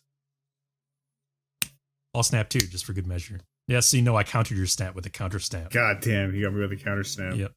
All right, let's move on to the news. Unless you got anything else, Flask. Nope. All right, cool. So, John, you're our boots on the ground reporter. You've been bunking at Night City for a year and a half now or so. How are things these days? You know, I was going to save it for next week, but I did download Cyberpunk again. I was going to try the patch out. I'm not going to lie. At first, when we were talking about it yesterday, I was like, oh, that sounds cool. But I read more about it, and I'm like, that sounds real cool. Yeah. They had their next gen kind of patch, calling it patch 1.5 for Cyberpunk 2077. And yeah, I mean, obviously it's not making it the game that, everyone thought it was going to be, or some of the claims they made or whatever. But yeah, it's definitely some big improvements, it seems. Like I said, I only downloaded it. I played maybe an hour or so. So I'm how long the prologue is for that game. So I'm not even out of that yet. Yeah, I'll have more to say next week on that. some of the highlights for me that I didn't notice until I dug deeper in. The fixers now have like their own ranking system, street cred type system. So whenever you meet a new fixer, instead of getting 50 side quests dropped on your map, you'll just get a few, and you have to level up that fixer. I really like that a lot. Yeah, I think that'll go a long ways to, especially with the map clutter and just being overwhelmed with like, oh, what all this useless shit I don't have to do. That'll help that a lot. It seems like a huge focus was actually just kind of like background things. Like they rebalanced the loot quite a bit. They rebalanced the whole stat system and clothing system in some ways. There was a Reddit thread I linked where people found some more of the fine changes that aren't explicit there. But the example is mod slots across all clothing items was reduced from 20 to 9. Every mod is now tied to a specific category of clothing. Like eye mods can only be installed in eyewear gear. Crit has been like significantly nerfed. A lot of like the loot status requirements are like adjusted, so like, you know, basically you have to be more intentional about your build, and you're not going to necessarily have a jack of trades all build that can do everything, you know. Right. Which I like a lot. It's really cool. Yeah, for sure. There's a whole section in these patch notes about the driving too. I don't know if you saw that. Yeah, well, here's the thing. I was thinking, because I get to drive a tiny bit, maybe like 5 minutes to the max. I'm thinking maybe just driving it's not meant to be done on mouse and keyboard in that game. It's like it was a starter car, but it still didn't feel great. It's hard to compare it to what it was before, though. But it's harder on mouse and keyboard to drive because it's like you have a button. There's no acceleration. You're acceleration. Either like Grand Theft Auto. Yeah, you're the pedal to the metal. Or you're not. So I actually next time I try, I'm gonna see if it's one of those games where you can swap between the two, like on the fly, and maybe I'll just drive with a controller. Yeah, that's all I gotta say about that. For now, I'll have more next week. Yeah, I might also download it soon and check it out. I also downloaded it yesterday. Oh, nice. And just sorry. No, you didn't download it, Vito. Stop. You're just trying to jump in. Yeah, all right. Now you're just being a little embarrassing. I did not download it. I probably won't. It also got graphical updates, right? Or no? Yep. Is that only for the console? I think it's what it did. It's not what it is for. It was mainly PS5 thing stuff or whatever, but I think mostly it was for like to the newer consoles. Right, that makes sense. This is maybe my favorite example of like, wait, that wasn't already in the game? Added a quieter way to escape the NCPD when the heat is on. Instead of fleeing a certain distance from the most recent crime scene, V can opt to hide within the search area, although it will take longer for the police to stop looking. It's like, well, yeah, I think GTA 5 had that feature in like 2013. Yeah, I was saying, I just assumed that was in the game. That's crazy. Wasn't that like a recent thing though that they did it where they fixed cops like being able to chase you or something like that? There was some sort of report, but I don't know. But this one is also, I believe they did some AI changes to the police and whatnot. I say, it seemed like they mentioned that in a lot of places that they like touched up AI, like so you wouldn't see things spawning. And that's what got me to download it. Was I saw they said AI changes, and that was like one of my bigger things in that game. So I was like, oh, this is perfect. I could use this as an excuse to make a new role and do the side content that I just was like, yeah, I'm not doing that. Anyway, that's Cyberpunk. For all you hardcore Nintendo fans out there, the Nintendo 3DS and Wii U eShops will be shutting down in March 2023. Up to 1,000 digital-only games will be lost. What the fuck, man? Yeah, I mean, I don't own either of these, so... You don't know? You have a 3DS. Oh, I do have a 3DS. You're right, I do. Yeah, this is one of those things that, like, you know, I don't own either of those either, but it's just kind of a loss for gaming as a whole. It's just like, okay, well, goodbye. And, you know, they say the official date they give is March 2023, but from May 23rd of this year, it will no longer be possible to use credit cards in the stores. And from August, what you got. You can no longer use eShop cards to add funds either. So they're just going to be progressively shutting down ways to pay for the games. I'm pretty sure over the course of the year. I think Sony tried this once with their Vito or something? PSP store, Vita, yeah, and they literally got bullied into keeping the store open. So that maybe did happen. they'll. I'm pretty sure that happened Yeah. last year. Yeah. So yeah, I think I think if enough people, but it is Nintendo, so you know. Yeah. Those They're consoles aren't less even likely that to old. listen. The Uh, Wii U is definitely not that uh, old. Wii U is no? like 2012.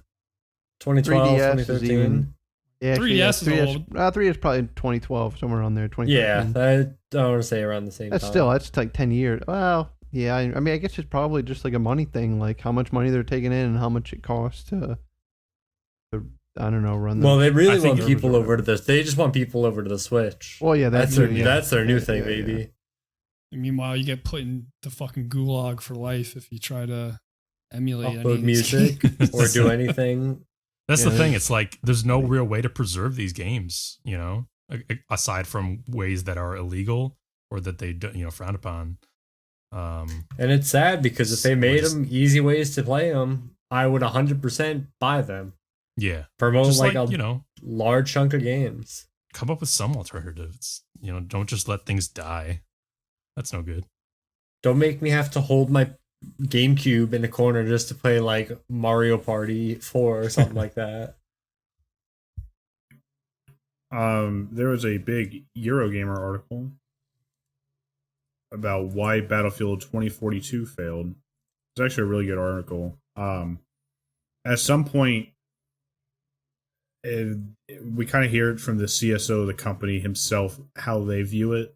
And basically, they say that they have an acceptable range of bugs that they expect from DICE games.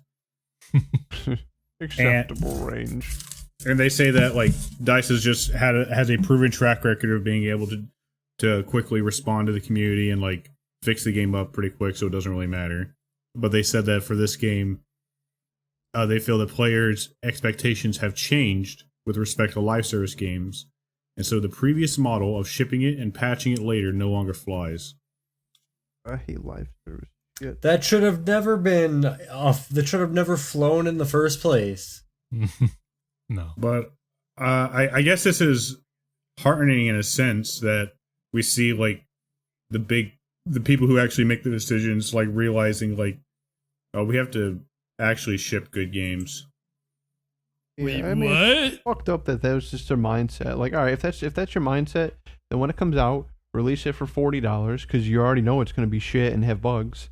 And then once all the bugs are clear, then throw it up to $60. Like, I don't know, you can't have it both ways and not be a piece of shit. That's one Yeah, of the curses exactly. of early Early access. access. Like That when would- it that was- Yeah.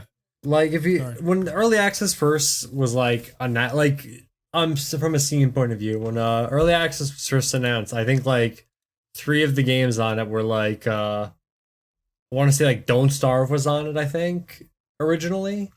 And it was like, oh, you bought the game, and it was like it had a decent amount of content in it, and it was hey, you are bug test. Basically, you are testing this game for us. This is not like the finished product or whatever. I mean, on But, paper, early access is great, and for indie companies who just don't have the money to do a whole game and they just want to show you something if you want in.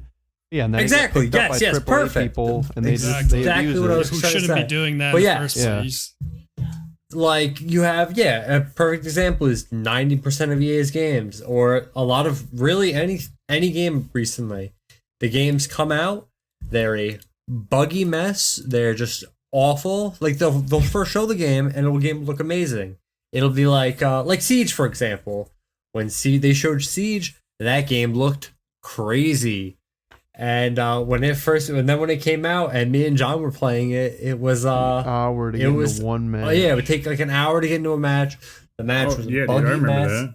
I got in like a month in, and even like a month in, Yeah, you had to like it's do a lot of ridiculous. like games to make sure your NAT wasn't triggering issues. And Yeah, then- if and you then, had certain nats, you couldn't play. And Oh, if you were lucky enough to get into a game, or if you're lucky enough to get into a party, then like over the course of 2 hours, you might play 1 or 2 games just from dealing with all the network issues. Can we lay this at the excuse me? Can we lay this at the feet of Bethesda for committing the original sin of what Greg is talking about? Or was there someone who was kind of doing that practice before them? What was Bethesda's thing? I'm sorry. Well, You know, just all for- games come out and they're really Like- buggy and. Oh, okay. Yes. characters. Well, that in itself, I feel like is in a problem with their engine with Bethesda, where they continue. They've basically used the same engine, that creation engine, Yeah. and they have slapped it together and made it a disgusting amalgamation of what it is. I don't think that and detracts it's from had Flask's point, though, right? Like the idea that Bethesda knows they're going to ship shitty games in and fix them. Mm-hmm. Well, I think yeah. before they didn't even really fix them, right? Like New Vegas, Yeah, they- had a bunch of they- fan no, they pages, right? didn't They just fix said, them. "Fuck It was like they were releasing in a time where consumers were not yet accustomed to asking for the developers to fix their goddamn game, and then it's only after they kept doing it, the gamers were like, "Come on, you can't just leave yeah, it." for sure. Yeah, yeah. Dude, they like, could definitely be seen as like the godfather. Fallout of that. 4 is a good example of that, where I've played it a few times on the computer, like to download like mods and stuff. And one of the highest recommended things to get is literally a fan patch that fixes everything that literally Bethesda should have fixed. They're like, nah, we ain't doing that. I would bet money that one of those exists and is recommended by the community for literally every Bethesda game. For literally every game. Yeah, dude, 100%. 100%. That's embarrassing, man. I think it affects other what's funny titles like, is then they would make mods. People would make mods, basically add content to their game. And then Bethesda had the crazy gall to be like, hey, we're going to take all that content and we're going to put it on our own version of it and we're going to sell that to you. Yeah. To make, I mean, Yep.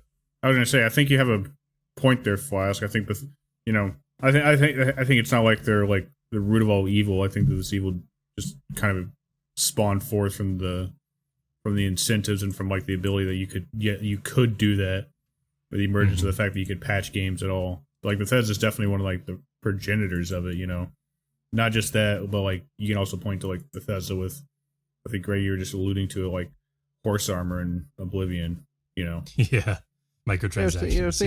Like we talk shit, but like we talking about markets and money, like Bethesda is a king. You know what I mean? Like the stuff that they do, like people copy for reasons because it makes money. Because people for the most part, people have just accepted that. Especially nowadays, because go ahead, John. You go ahead.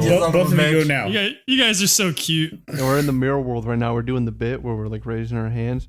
I was just thinking about before games could patch, and I'm sure there's even more examples just coming off the top of my head. But even like the Knights of the Old Republic games. I mean, the second one famously has fan patches for making up like lost content and stuff. But even more so, I remember when Vampire the Masquerade Bloodlines came out for the computer.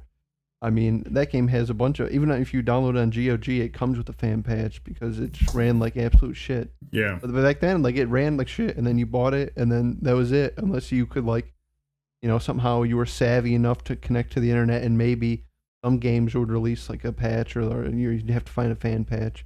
Other than that, you just had to deal with it, and it was like, yeah, game's pretty good, but it's got some bugs. I feel like for sure, actually, not even just almost, like, games weren't graded on a curve, like, then in the same way that they are now. You know what I mean?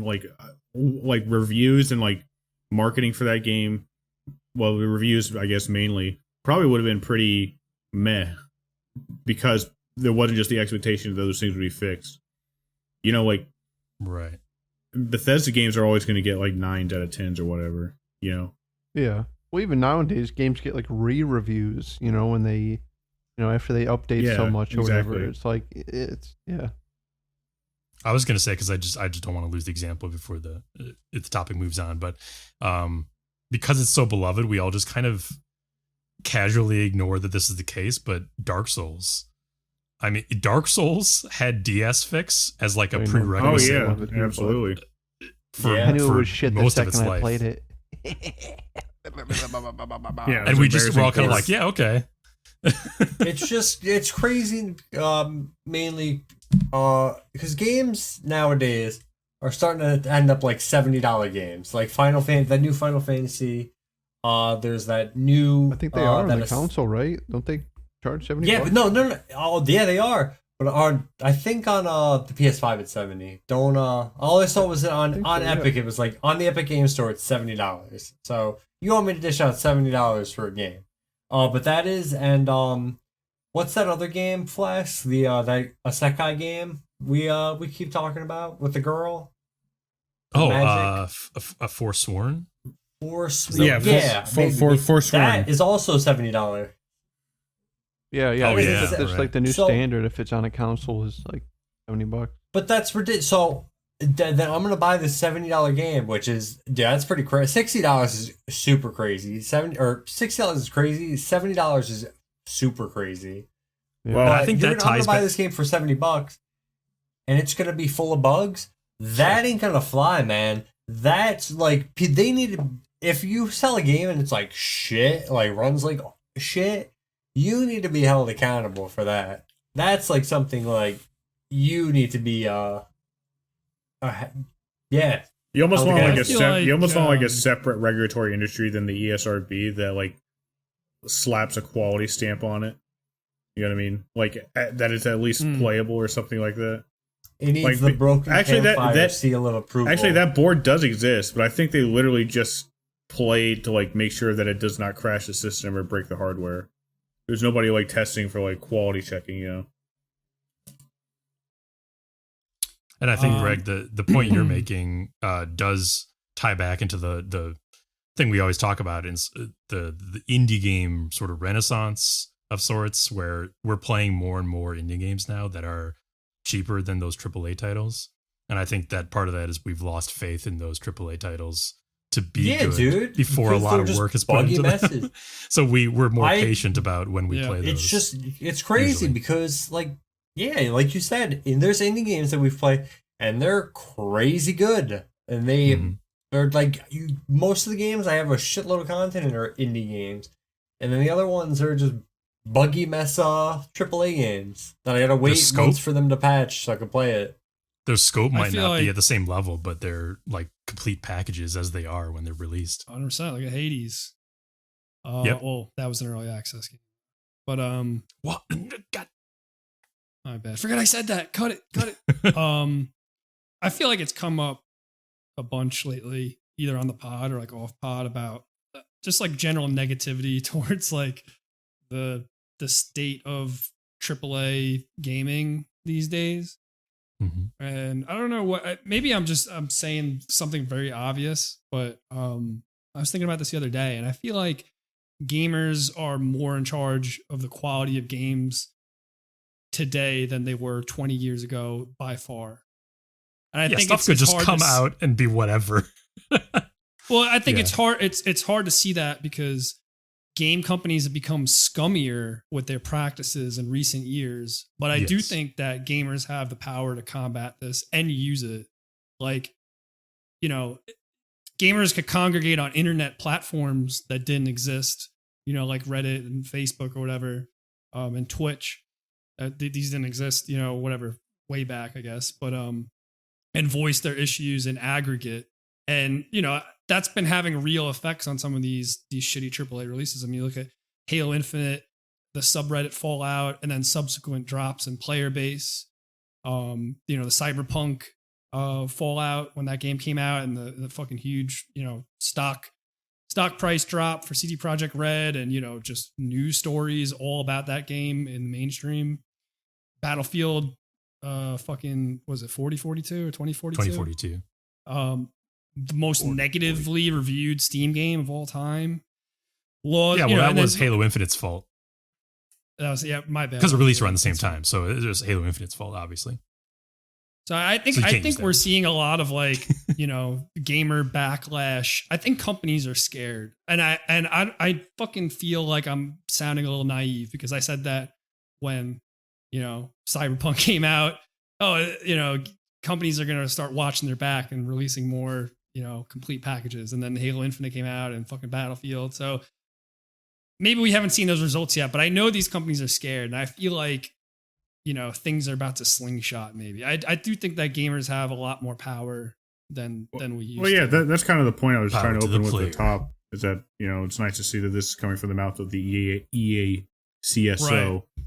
and not just like Exactly. some random dev or like some random person. It's like a moneymaker, guy talking to the shareholders. Yeah, maybe one big fail wasn't enough, but maybe a couple of them all in a row is a good enough example for these AAA studios. I mean, hasn't done shit to Rockstar yet, but maybe GTA 6. Yeah, they're hopefully kind of not. untouchable Hopefully, right hopefully now, GTA 6 Take-Two. is a good game. Ultimately, I made a joke about it, but I don't think we touched on it when we were talking about the CSO talking about Battlefield 2042 just now. One of the quotes from the article that a lot of journalists are kind of latching onto is how Halo Infinite's multiplayer release, which was like unexpected, was considered one of the causes of Battlefield's failure, because it was just like a how do they tie those bad together? I don't because it was a comparative point to gamers. That's the explanation. That's the CSO's line of thinking, is that Halo Infinite multiplayer released and was largely well received and cohesive as an experience, in this person's opinion. Whereas Battlefield was essentially a more buggy mess with a lot of features lacking, and it just basically made it look bad. That's what this person's trying to say. That's so stupid. It didn't even cross my pretty funny. mind that would.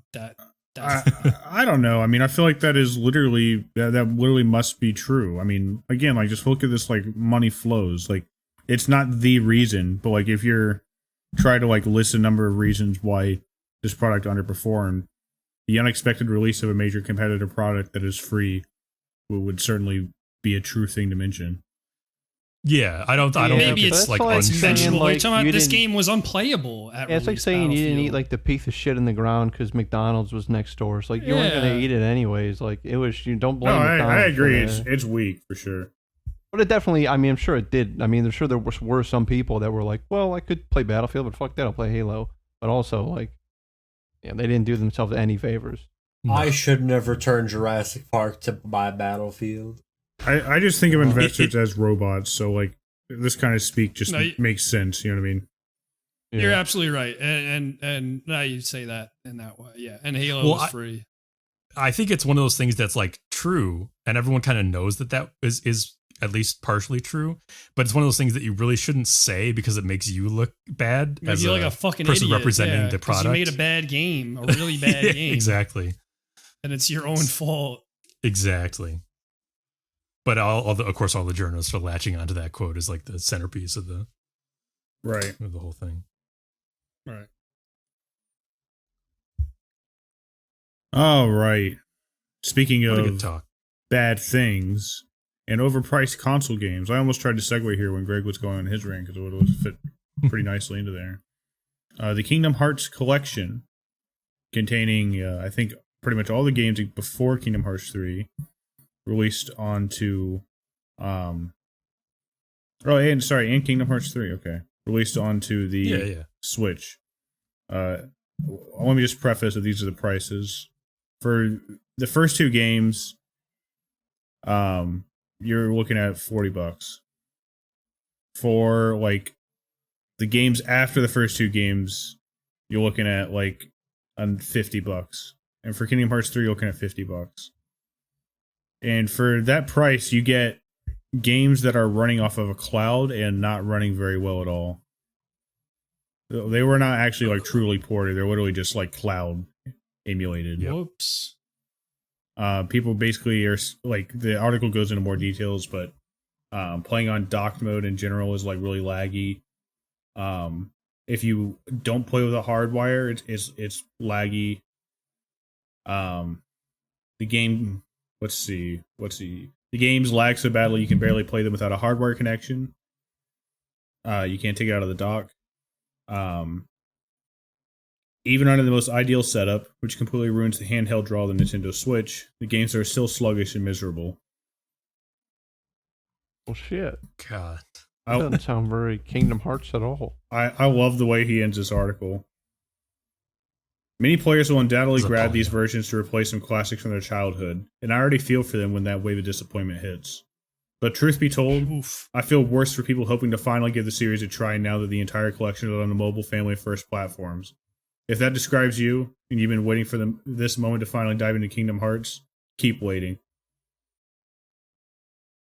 Oh, we get the Switch Yikers. 2, they'll do it right. We're not ready for cloud gaming yet. Cloud gaming still needs to cook a little bit longer. in These my are fucking opinion. PS2 games and like Stop. 3DS Don't yet. games, you know what I mean? Like, not even counting Kingdom Hearts 3. If you played all the games before Kingdom Hearts 3, which amounted to like PS2 games, games on the DS, games on a fucking phone, like games on a Vita, I think, Yeah. like nothing crazy. Things that could just natively run on the Switch if ported.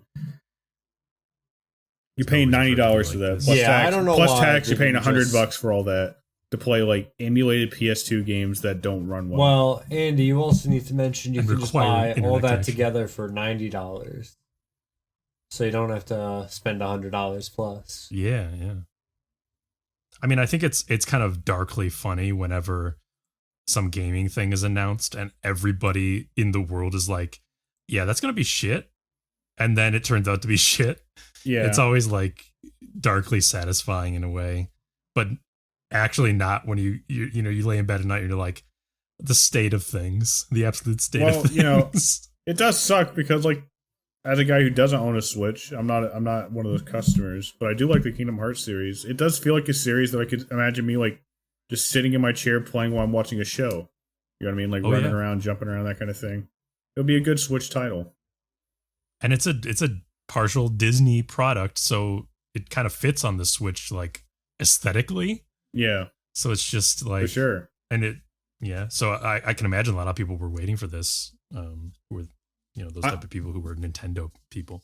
I know that this is a pipe dream, but I hope that Nintendo is sweating at the imminent release of the Steam Deck. You know what I mean? And that they're like rethinking some of their market strategy because like we kind of alluded to this earlier in the Discord. Vito, you were talking about how I think you alluded to how you wish you had a Switch, right? Like I don't think you said it in those words, but like that was where the conversation was going. That like you wanted to play Hades, like just sitting there. So somebody brought up a Switch, and how that's cheaper than a Steam Deck, But like in the long run, unless you're like tied into the Nintendo ecosystem, like you got to play those games. Sorry, Greg, I'm not talking about you. Then you're going to spend much more on games on the Switch than you ever would on the PC, just because of how Nintendo's ecosystem works. I hope that like a competitor like device that's basically the same thing as the Switch, except it uses your Steam library, could really like force Nintendo to adapt. I guess that's what I'm getting at. Yeah, competition is good for the consumer. Yeah, I agree. I hope they have more competition. And nothing else has really competed in the handheld space in No. video games with Nintendo. Not that I can think of. I do have a Day where I could play Nintendo games on the PC would be a good day. that would be great. God, I wish. Move your cloud, shuffle your cloud over to the PC above my PC. I do have a small counterpoint to this story that I didn't even throw on the news because it's like just kind of subjective, and not really anything. But Horizon Forbidden West released the sequel to Horizon Zero Dawn. Oh, okay. And it's getting pretty good reviews. Apparently, a lot of people like it, and it's bigger and better than the first game. Okay. So Cool. I'm excited to play that at some point. Just to not have everything in this be negative. Apparently, a game I'm Shit. looking forward to. Our news is always shit. It's always negative because the world is so negative. I Hey, mean, stuff I that gets got- reported on is often so negative. So that's why basically. I got some good news for you guys and gamers. I doubt you could even believe it. Elden Ring is going to be released a week from today. Who cares? Shut Pretty up. We're nuts. done. Oh, this podcast is over. You're just fucking I done. doubt you could even believe it. No, Most I didn't. When you say anticipated. done, Oh. we're done. Elden Ring. Elden Ring ding. I hope it explodes. Oh, Hope it makes all your computers Elden explode. Ring. Don't wish that upon us, John. Oh, Elden Ring. How Also, by the I way, love thee. Are you guys like Pain were is you a guys looking forward lord. to Skull and Bones, that game? No. The Ubisoft All game of those? that they literally just said was going to come out this year, and that's Yeah. complete bullshit because it's not happening. Is that the pirate game? Yeah, it's that Yeah, I one where guess. literally it's just Black It's- Flag it- with the boat part. It's interesting that you think that games are still going to be released after next Thursday. Yeah. Wait, what's happening next Thursday? Nothing's happening next Thursday. The end I podcast, doubt my you podcast, can even fuck off. imagine it, Greg. I was just Is asking the because I saw Russians something that, again? where they were suddenly talking about like Yes, That's gonna it's the be- Russian. more multiplayer focused or something like that. Skull and Elden Bones. Ring. I don't know if that was like a change from their previous strategy, like if it was gonna be single Oh player focused. fuck! and I'm tarnished. now it's multiplayer. I don't know. Oh fuck! I'm multiplayer. tarnished. Okay, I mean, I don't But know. then why for is sure, but, that like, who the news? fuck wants to like ship battle other right. ships? No Yeah. one. I don't want to just be on a ship. I hate being. I hate saying. being glued to a vehicle. That's the or shit. dumbest part. And that's why I don't play racing games. Let me get out of my car and jump in front of traffic for a racing game, and I'll buy it. Yeah, that's what Forza needs. You're right. And Dude, Yeah. Forza definitely Whoever's- needs like a splatter mechanic. Let me just run into Yeah. the field. Forza devs who are listening to this, you heard it. These How do you fucking- think I Needs to got be that a little more leg? like Grand Theft Auto, and let me shoot out of the fucking driver's seat, right? I don't need to shoot. Let me You throw shoot through swords my at window. him. Emboldened by the Oh, flame I of thought you meant like if ambition. you See, crash. Like Yeah, I when thought That's you meant never GTA happened 4 before. single player Distinguished style by going that. at your windshield. Yeah, we need some ragdoll effects also. Yeah, what if That's a I'm good like idea, about to Greg. like I'm neck and neck with another guy? Let me shoot myself out so I get like first place by just like my head.